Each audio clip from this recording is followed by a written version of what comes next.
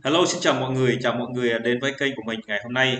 Ngày hôm nay thì mình tiếp tục trả lời những cái câu thắc mắc của những người anh chị em mà cáo buộc tôi là kẻ phản động hay là kích động dân làng gây chia rẽ khối đoàn kết dân tộc. Ngày hôm nay thì tôi xin chia sẻ như thế này các bạn ạ. Thì ở đây thì tôi đang nói chuyện về những vấn đề mà đã cái gọi là ấm ức hay còn gọi là bức xúc giữa người Tây Nguyên và người Kinh. Họ từ đồng bằng Hà Nội sang đất nước của chúng tôi thì các bạn cũng đã biết rồi đó. Thì từ xưa cho đến tới năm 1975, sau 1975 thì cái sự áp đảo của chính quyền Đảng Cộng sản Việt Nam về vấn đề tịch thu đất đai, đàn áp tôn giáo thì không có ngừng nghỉ. Đó.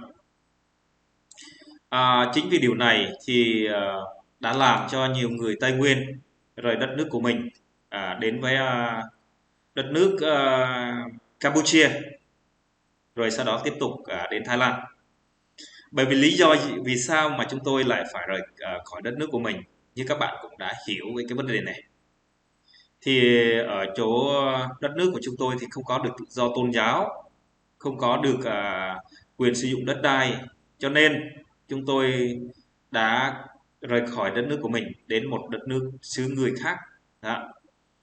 Còn có rất là nhiều người nói tôi là khi mà tôi lên tiếng ở trên video YouTube hay là Facebook nói tôi cáo buộc tôi rằng là phản động nhằm chia rẽ thúc giục dân làng để chia rẽ khối đoàn kết.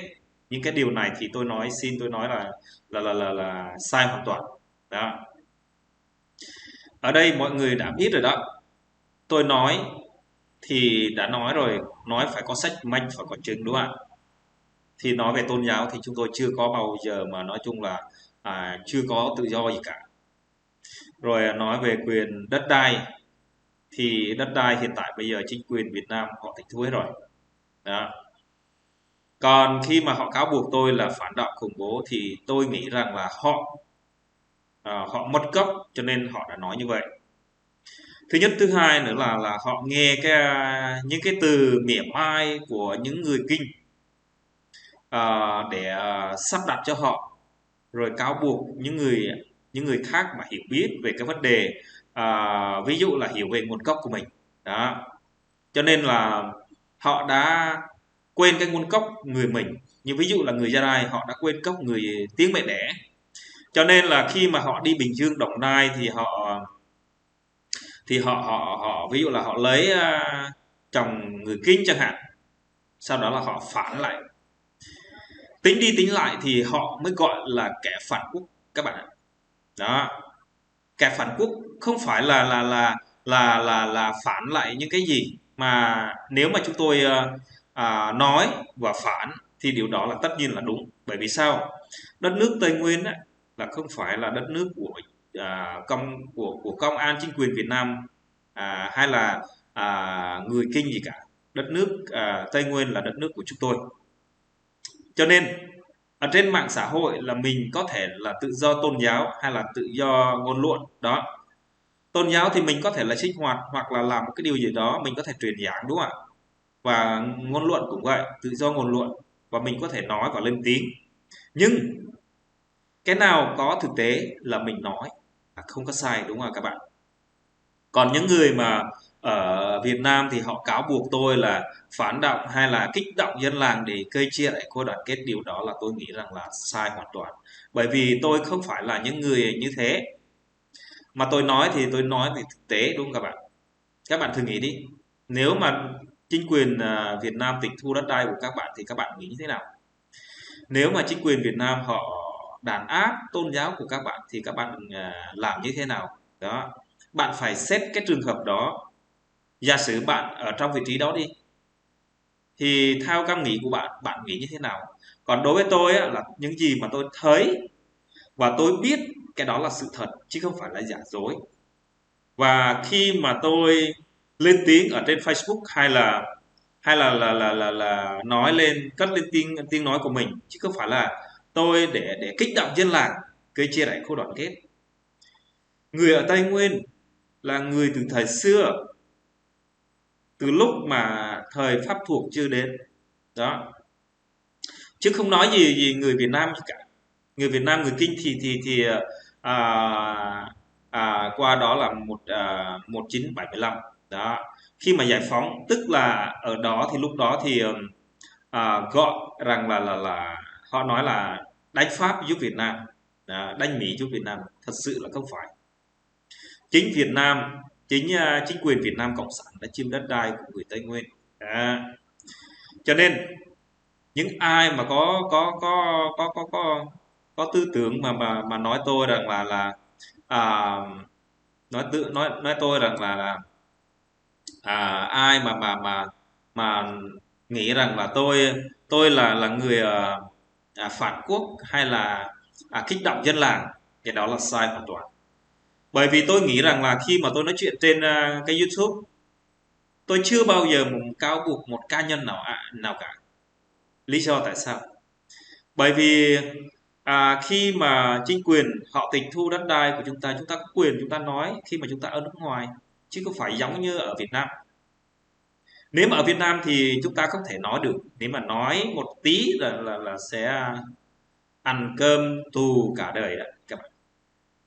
Ở đây thì tôi hy vọng các bạn phải hiểu ra rằng những ai mà nói tôi là phản động, những ai mà nói tôi là có tư duy và tư tưởng là kích động dân làng để chia rẽ khối đoàn kết, đó là chính họ phản quốc đó.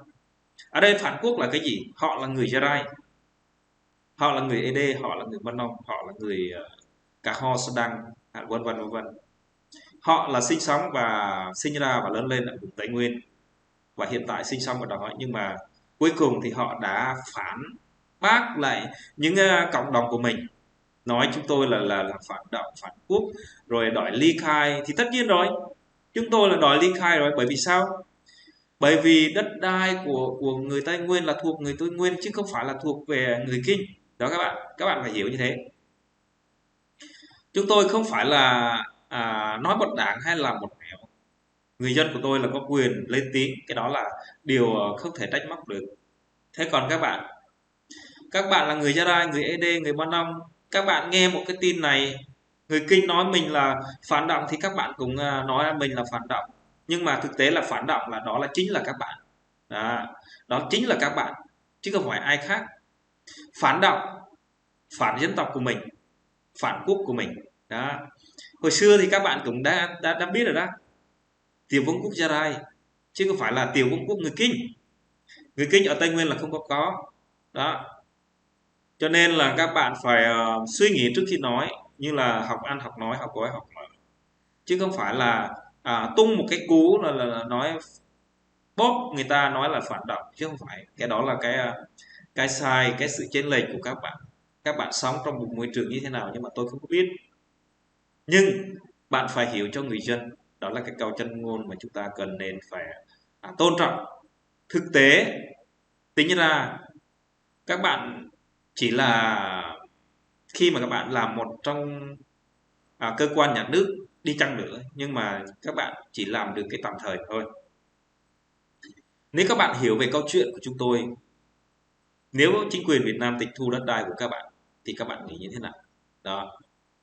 Các bạn đừng có nghĩ rằng là các bạn đúng, chúng tôi sai, chúng tôi không có làm gì cả. Chúng tôi đòi hỏi những cái gì mà chúng tôi đang bị chính quyền tịch thu hay là làm cái này cái kia. Đó. Các bạn phải hiểu đúng nghĩa của nó, nhưng đừng nói chúng tôi là phản động hay là phản quốc. Chúng tôi có quyền đòi hỏi những cái gì mà chúng tôi mất, và chúng tôi có quyền lên tiếng mà khi xã hội không công bằng. Đó. Chúng tôi có quyền đứng lên đấu tranh mà khi nhà nước đàn áp chúng tôi quá đáng. Đó. Chứ không phải là chúng tôi nói bậy hay là nói bạo. Kết luận chính các bạn nói bậy nói bạo hay là kích động, hay còn gọi là phản bác người khác vô lý. Chúng tôi không có làm điều đó với các bạn. Rồi, cảm ơn các bạn đã quan tâm và theo dõi. Có cái gì thì hãy cho mình một like, rồi comment dưới video của mình. Có cái gì thì mình sẽ tiếp tục nói chuyện vào các video tiếp theo để mọi người nhận thức và học thêm nhiều nữa. Bởi vì cái này thì mình cần phải cố về cái duy trì về văn hóa truyền thống của người bản địa của mình. Mặc dù chúng ta thiếu hiểu biết nhưng mà mình hy vọng trong tương lai thì mình không làm được, các bạn sẽ làm được. Đó là cái điều cần thiết cho chúng ta. Đừng quên nguồn gốc người người Gia Rai của chúng ta, người Ede, người Ba Na sẽ đang cùng chúng ta. Cảm ơn mọi người nhé.